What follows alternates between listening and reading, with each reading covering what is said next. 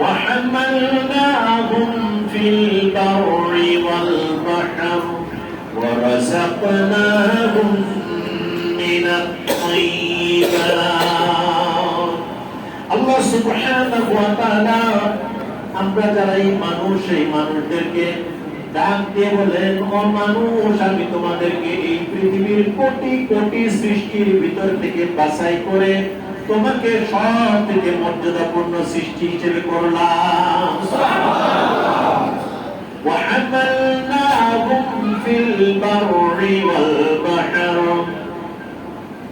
মহাশূন্যে কোটি কোটি টন বোঝা নিয়ে এই প্লেন চালিয়ে নিয়ে যাওয়ার জন্য যে মেধা দরকার, যে টেকনোলজি দরকার, সেই টেকনোলজি মেধা সমৃদ্ধ, টেকনোলজি সমৃদ্ধ মেধা আমি আল্লাহ তোমাকে দান করলাম।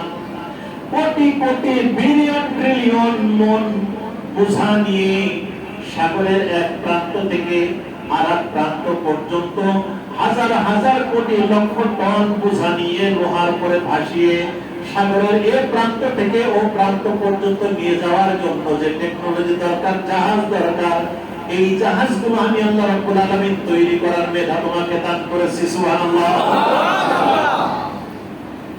সুবহানাল্লাহ। এই আয়াতের উপরে যদি আমি আলোচনা করি 1 ঘন্টা লাগবে। শুনবেন আপনারা? শুনবেন না? আসলে সবাই আল্লাহ রাব্বুল আলামিন বলছেন, এই যে প্লেন শাহজালাল ইন্টারন্যাশনাল এয়ারপোর্ট থেকে যে প্লেনগুলো ওঠে, এক একটা প্লেনের ভিতরে 1012 পর্যন্ত মানুষ একটা প্লেনের ভিতরে বসে। তাও সুবহানাল্লাহ বলবো না? কয়টা লোক বসে? এই আমরা যখন ঢাকা থেকে কক্সবাজারে যাই, সৌদি এয়ারলাইন্সে যখন আমি হজের উদ্দেশ্যে সৌদি আরবে গেলাম, আমার ওই প্লেনের লোক সংখ্যা ছিল 750। প্রতিটা মানুষের সাথে আবার মিনিমাম 45 কেজি করে বোঝা, তাহলে 750 আমার মতো ছোট ছোট লোক, ছোট মানুষ এভারেজ 2 মণ, আর এর সাথে কত আরো 1 মণ, 3 মণ করে যদি নেন, 750 যদি লোক হয়, কত হাজার টন জিনিস নিয়ে। আর এই প্লেন গুলো তো সোনা দিয়ে তৈরি হয়েছে। কি কথা বলেন না? কি দিয়ে তৈরি হয়েছে? সব প্লেন শুধু কি নরমাল লোহা, ইস্পাত, আরো ভারী ধাতব পদার্থ দিয়ে প্লেন গুলো তৈরি হয়েছে। না হারে, মানুষকে আল্লাহ কি মর্যাদা দিয়েছেন, কি টেকনোলজি দিয়েছেন মানুষকে। এই বাতাসে ইথারের ভর করে দিয়ে ককপিটের মাধ্যম দিয়ে কোটি কোটি টন বোঝা নিয়ে পৃথিবীর এক প্রান্ত থেকে আর এক প্রান্ত পর্যন্ত ভেসে চলে যায়। وحملناهم في البر والبحر ورزقناهم من الطيبات আমি আল্লাহ রাব্বুল আলামিন এই পৃথিবীতে যত কিছু সৃষ্টি করেছি, ও আমার বান্দারা, এই পৃথিবীর ভিতরে পবিত্রতম খাবারগুলোকে আমি আল্লাহ রাব্বুল আলামিন মানুষকে এত সম্মান দান করেছি।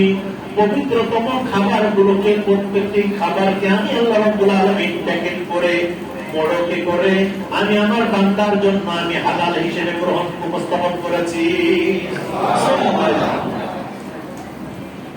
তাহলে উপরে ভেসে চললো কি প্লেন, সাগরে ভেসে গেল কি জাহাজ, বড় বড় চট্টগ্রাম বন্দরে যারা গেছেন, যে সমস্ত কার্গো ইন্টারন্যাশনাল শিপ আছে, এক একটা শিপের ভিতরে এই টোটাল এরিয়ার ভিতরে কত লোক আছেন?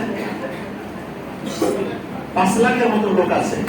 এমন জাহাজ আছে, এক একটা জাহাজে 1 থেকে 2 লক্ষ মানুষ এমনি নিয়ে চলে যাবে, জায়গাও খালি থাকবে।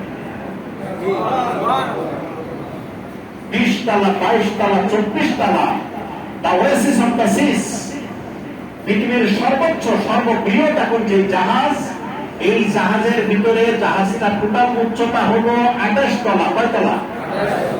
28 তলা জাহাজ। এই আমাদের যে স্টেডিয়াম আছে না, ঢাকা স্টেডিয়াম, মিরপুর স্টেডিয়াম, এই ধরনের 6টা স্টেডিয়াম একটা জাহাজের ভিতরে। তার সুবহানাল্লাহ আসতে বলবো। বানিয়েছে কে? আল্লাহ সুবহানাহু ওয়া তাআলা মানুষকে দিয়ে বানিয়েছেন। আর এই মানুষের জন্য বলছেন রব্বুল আলামিন তোমাকে এই পৃথিবীর যত খাবার দেওয়া হয়েছে সব খাবারের ভিতর থেকে পবিত্রতম খাবার গুলোকে আমি আল্লাহ রাব্বুল আলামিন তোমার জন্য হালাল করে দিয়েছি। সুবহানাল্লাহ। শুধু কি তাই? কথা বলতে গেলে কথাই খালি ডালপালা করে ওস্তাদ আমি কি শেষ করে দিব না? চলবে? আর কিছু সময় চালাই। আলোচনার ভিতরে কিন্তু আমি এখনো যাই। সম্মানিত হাজিরিন, যে কথা বলছিলাম, পৃথিবীতে আপনার মর্যাদা কি? আমি মূল আলোচনায় আসতেছি। আপনার মর্যাদা কি একটু খেয়াল করি। আমরা তো অনেক সময় চিন্তা করি আমি শ্রমিক, আমি লেবারি করি, আমি হয়তো বা কোনো ছোট ছোট কাজ করে বেড়াই, আমার আর কি মর্যাদা আছে? শোনেন আপনার মর্যাদা। আল্লাহ সুবহানাহু ওয়া তাআলা এই পৃথিবীতে শুধুমাত্র মানুষ ছাড়া সব মানুষকে খাবার সময় ওই খাবারের পরে তার মাথাটাকে ধুইয়ে দিয়ে খাবার খেতে হয় সেই সৃষ্টি করেছেন। বাঘ এত বড় শক্তিশালী প্রাণী, বাঘ যখন খেতে যায় খাবার সময় সে খাবারের পরে তার মুখ সহ মাথা সহ শুকিয়ে দেয় কিনা বলেন? গরু, ছাগল, সব প্রাণী খাবার সময় খাবারটাকে গ্রহণ করার সময় কি করে? মাথাটাকে খাবারের পরে ধুইয়ে দেয়। কিন্তু আমার আল্লাহ রাব্বুল আলামিন মানুষকে কি মর্যাদা দান করলেন? সে আল্লাহ রাব্বুল আলামিন বললেন না, এই মানুষের মাথা এত সম্মানের মাথা একমাত্র আল্লাহ ছাড়া এই মাথা কারোর কাছে আর সেজদা অবনত হবে না। খাবারের প্রয়োজন হলো, মুরগির কলিজা আসলো, মাছের মগজ আসলো, ইলিশ মাছের কলিজা আসলো, ইলিশ মাছের পেটি মাছ আসলো, কত দামি দামি খাবার আপনার সামনে আসে। সব খাবারগুলো যেন ওই খাবারের পরে আপনার মাথাটা ধুয়ে না যায়, এই জন্য আল্লাহ রাব্বুল আলামিন হাতে স্থায়ীভাবে সামসের ব্যবস্থা করে দিয়েছে। আপনার মাথাটা যেন নিচু না হয়, কারণ মানুষের মাথা সেজদা দেবে একমাত্র কার? আল্লাহ নিজে বলছেন সূরা আলাকের শেষ আয়াতের ভিতরে আল্লাহ রাব্বুল আলামিন বলছেন ওয়াসজুদ ওয়াক্তারিব, আমার সেজদা দাও আর আমার নিকটবর্তী হয়ে যাও। সুবহানাল্লাহ। ওই আল্লাহ সুবহানাহু ওয়া তাআলা আমাদেরকে কি মর্যাদা দিয়ে সৃষ্টি করলেন, সেই মানুষরা যখন ভালো পথ ছেড়ে দিল, সে গাঁজা সেবন করে, সে মাদক সেবন করে, সে ড্যান্ডি সেবন করে, এগুলো কি এলাকায় আছে? এই এলাকার ভিতরে কি আছে? আমি তো জানি এলাকার মানুষ মাশাআল্লাহ অনেকে ভালো, এই কাজগুলো করা যাবে। আল্লাহ আপনাকে কত মর্যাদা দান করেছেন, কেন এই নষ্ট খাবার খাবেন? আল্লাহ সুবহানাহু ওয়া তাআলা তাই কি সুন্দর করে বললেন, ইন্না জাহান্নামা কানাত মিরসাদা, নিশ্চয় জাহান্নাম ওত পেতে থাকা একটি ঘাঁটি বিশেষ, গোপন ফাঁদ বিশেষ তাদের জন্য, লিত্তাবিনা মাআবা, যারা সীমা লঙ্ঘন করেছিল, আল্লাহর আদেশকে আদেশ হিসেবে গ্রহণ করে নামাজ ছেড়ে দিয়েছে, অন্যায়ের সাথে জড়িয়েছিল, পাপাচারের সাথে জড়িয়েছিল, ছিনতাইয়ের সাথে জড়িয়েছিল, চুরির সাথে জড়িয়েছিল, আল্লাহ রাব্বুল আলামিন এই খারাপ কাজগুলো থেকে যারা বিরত থাকবে ওই মানুষগুলোর জন্য আল্লাহ রাব্বুল আলামিন তারা পরে এসে বললেন ইন্না লিল মুত্তাকিনা মাফাজা, নিশ্চয় যারা আল্লাহকে ভয় করেছেন তাদেরকে কিয়ামতের দিনে আল্লাহ রাব্বুল আলামিন বিজয় দান করবেন। সবাই বলেন সুবহানাল্লাহ। সম্মানিত ভাইরা আমার, সম্মানিত বাবারা যারা এসেছেন, সেই জাহান্নামের ব্যাপারে কিছু কথা বলছেন। তাদের জন্য জাহান্নাম যারা খারাপ পথের ভিতরে ছিল, যারা অন্যায় করে বেরিয়েছে, মিথ্যা আশ্রয় নিয়েছে, মানুষকে কষ্ট দিয়েছে, আল্লাহ এবং তার রাসূলের বিধানগুলোকে পালন করার ব্যাপারে সে শয়তানি খারাপ কাজগুলো করাকে তার পেশা হিসেবে বেছে নিয়েছে। এখন আমরা কি ভালো কাজ করব না খারাপ কাজ করব? খারাপ কাজ পরিহার করে ভালো কাজ করব কারা কারা? একটু সবাই মিলে হাত তুলি। ইয়া রাব্বুল আলামিন, এই মসজিদে বসে তোমার দরবারে ফরিয়াদ করে আমাদের সব খারাপ কাজ ছেড়ে দিয়ে ভালো কাজের জন্য কবুল করো। আমিন। কষ্ট পাইলেন আপনারা? আমরা ভালো কাজ করবো ইনশাআল্লাহ। তাহলে খুশি হবেন কে?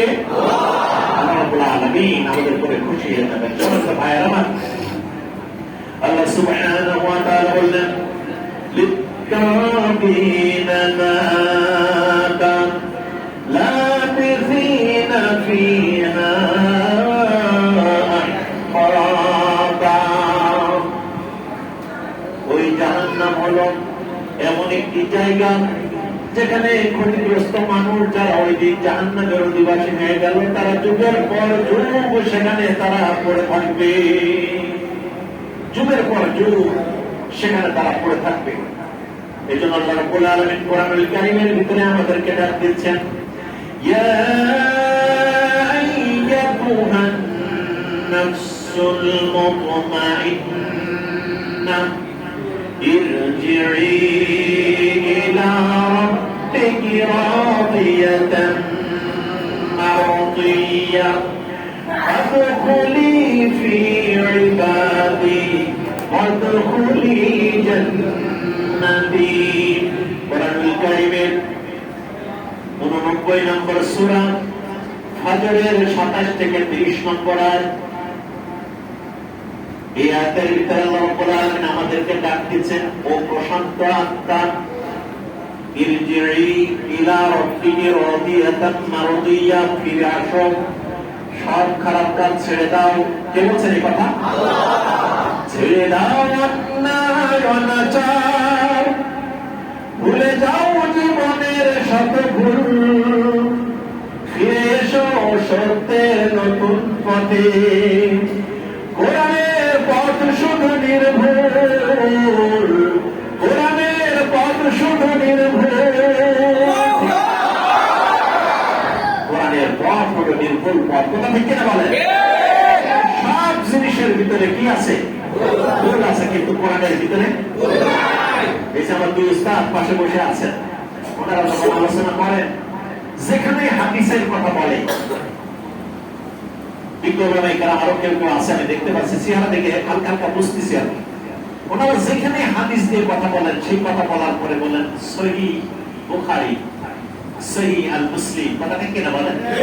আচ্ছা, একটি প্রশ্ন আমি জিজ্ঞাসা করি, উস্তাদ সহ যারা আছেন সবাইকে জিজ্ঞাসা করি, আজ পর্যন্ত কোথাও আমরা শুনেছি কোরআনের একটি আয়াত কেউ বলার পরে বললো যে এটা সহিহ কোরআনের আয়াত? শুনছেন আপনারা কোনদিন? কারণ দুনিয়ার সব জিনিসের ভিতরে ভুল আছে, ভুল নাই? সবাই বলেন ভুল নাই? কোরআনুল কারীমের ভিতরে কোন ভুল নাই। আল কোরআনের পথ, এই পথই আসল পথ, ঠিক না? আল কোরআনের পথ, এই পথই আসল পথ, অন্য পথে নেই গো রহমান। আল কোরআনের পথ, এই পথই আসল পথ। সবাই বলেন আল কোরআনের পথ, এই পথই আসল পথ। আল হাদিসের পথ, এই পথই আসল পথ, অন্য পথে নেই গো রহমান। তবে আলোচনা কি শেষ? সকলে আল্লাহ রাব্বুল আলামিন আমাদেরকে কোরআনটাকে জীবনে আঁকড়ে ধরার জন্য কবুল করুন। সকলে বলেন আমিন। এই যে ভাই